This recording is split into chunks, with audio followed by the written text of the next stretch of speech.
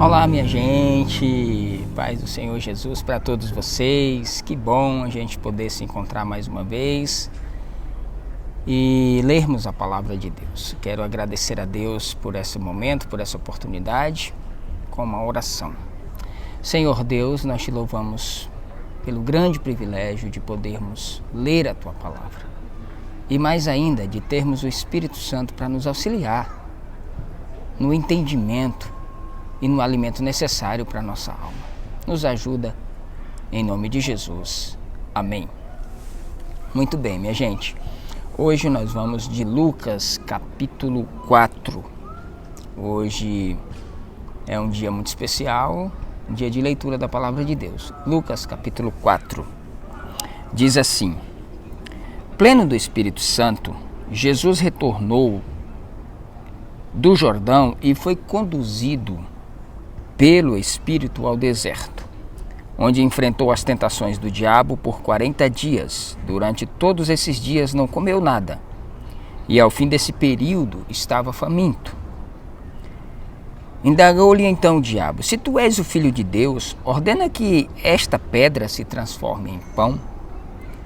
Mas Jesus lhe contestou: Está escrito, nem só de pão viverá o ser humano. Então o diabo o levou a um lugar muito alto e lhe mostrou em uma fração de tempo todos os reinos do mundo. Observe que Lucas, ele diz que o diabo mostra em uma fração de tempo, é uma espécie de um relance. Na verdade, as tentações do diabo, elas sempre são em um relance. Elas sempre são em uma fração de tempo, em um piscar de olhos.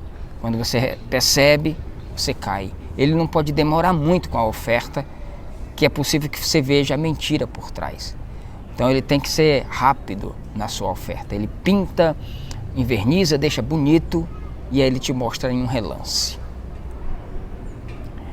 Ele propôs: E eu te darei todo o poder sobre eles e toda a glória destes reinos, porque me foram entregues e tenho autoridade para doá-los a quem bem entender. Portanto, se prostrado me adorares, tudo isso será teu. Contudo, Jesus lhe afirmou: Está escrito, ao Senhor teu Deus adorarás e só a Ele darás culto. Em seguida, o diabo o levou para Jerusalém, o colocou sobre a parte mais alta do templo e o desafiou: Se tu és o Filho de Deus, lança-te daqui para baixo.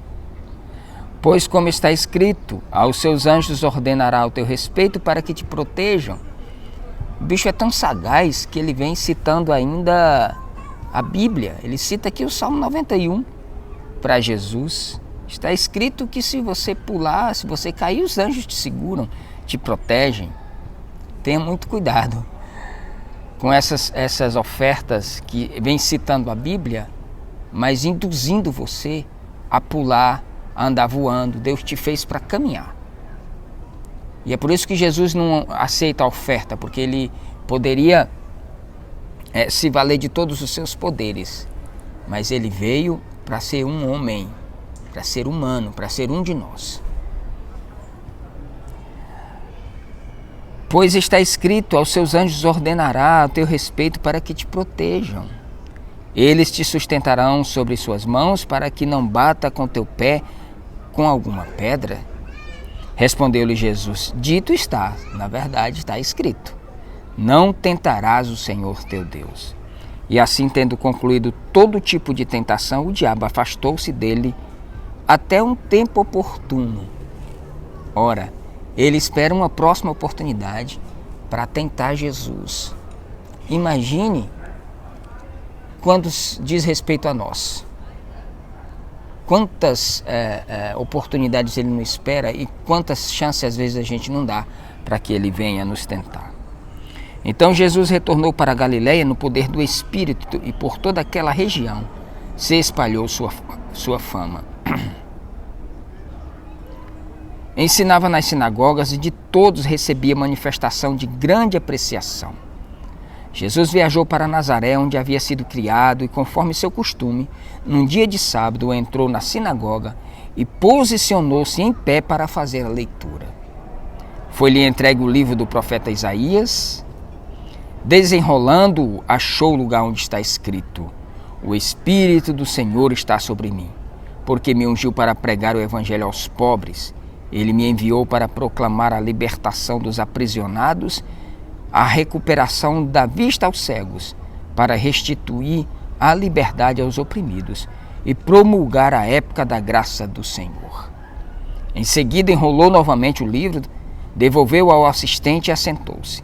E na sinagoga todos estavam com os olhos fixos em sua pessoa. Então ele começou a pregar-lhes: hoje se cumpriu a escritura que acabais de ouvir. Jesus, ele propositalmente vai na parte onde estava escrito ali esse versículo do livro de Isaías, né? E ele lê, senta e diz: hoje se cumpriu esta profecia em mim. E todos exclamavam maravilhas sobre ele e estavam admirados com as suas palavras de graça que saíam dos seus lábios, mas questionavam entre si: não é este o filho de José? Ora, Jesus tinha voltado para a região dele, lá para Nazaré, não é? No entanto, Jesus lhe replicou: com toda certeza citareis a mim o conhecido provérbio: médico, cura-te a ti mesmo. Faze aqui em tua terra o que sabemos que fizeste em Cafarnaum. E continuou Jesus a falar: realmente vos afirmo, nenhum profeta é bem recebido em sua própria terra.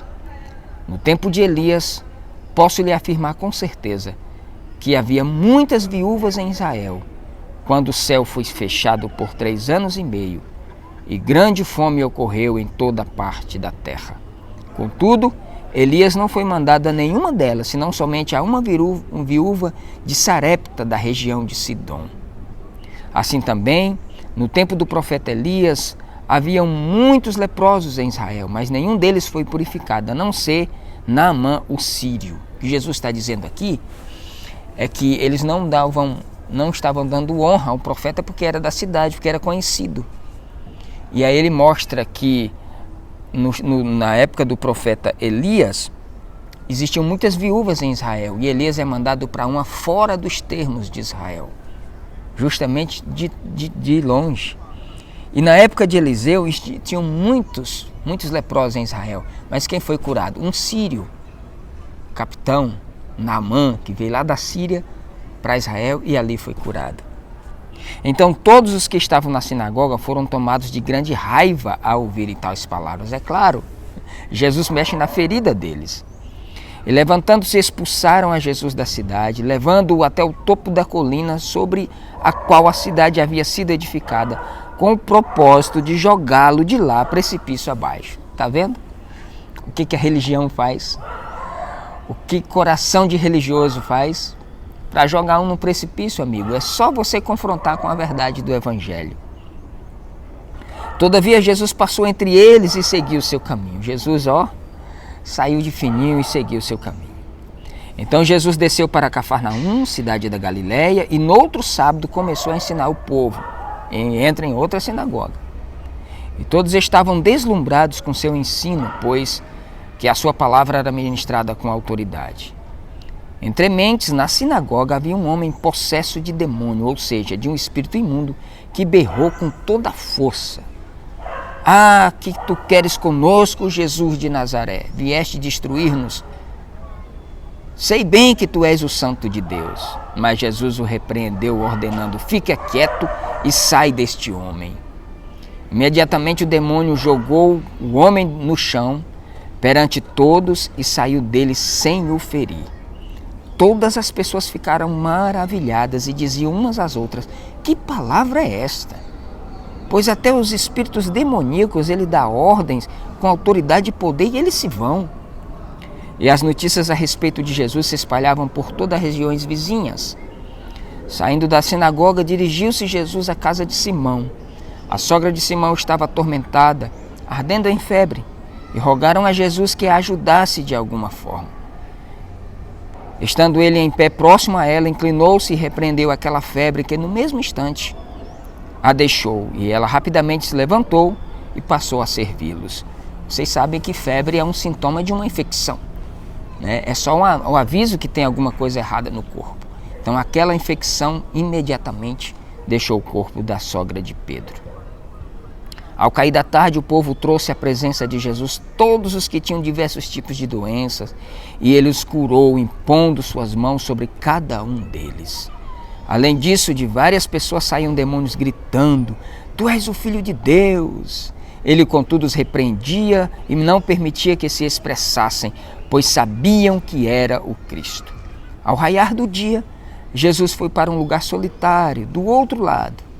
As multidões o procuravam e, assim que conseguiram chegar ao local onde ele estava, suplicaram para que não as deixasse. Contudo, ele ponderou: é necessário que eu anuncie também as boas novas do reino de Deus em outras cidades, pois precisamente foi para isso que fui enviado. E assim prosseguia pregando pelas sinagogas da Palestina. Lucas, ele é muito detalhista. Louvado seja Deus pela vida de Lucas. Ele traz aqui detalhes impressionantes, palavras maravilhosas aqui de Jesus. Que Deus te abençoe. Esse foi o capítulo 4. Amanhã, capítulo 5, eu te espero. Deus abençoe.